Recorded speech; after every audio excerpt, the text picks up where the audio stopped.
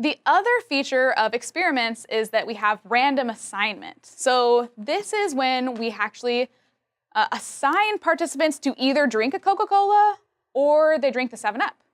And this is a really important feature that we have to do randomly because if we allow people to choose which type of condition they're in, that bias actually might be causing them to have different word recall rather than the actual caffeine itself.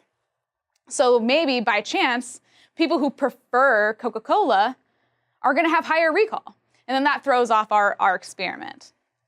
And so what we do instead is we use random assignment. We use a randomized method, such as flipping a coin or rolling a die or a random number generator, to actually just assign people to the groups so that there's kind of a same amount of variability in both of those groups in terms of preference for the drinks that they're getting, or IQ, or socioeconomic status, anything that might affect their memory.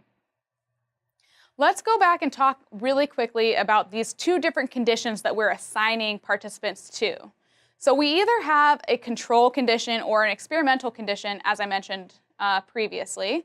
So I either have a Coca-Cola condition, a treatment condition, so I'm giving them some kind of dose of something, and that is our treatment condition. Now our control condition, we didn't do anything to them, right? So we'd have no caffeine, but we still had them drink a soda so that, again, we control for if maybe it's the sugar in the soda and not the caffeine. And so we're controlling for that in that way. Other types of treatment and control conditions, for example, is whether you're on depression medication or whether you've got a placebo, or whether you have taken a class that uses, cooperative learning groups and classes that don't.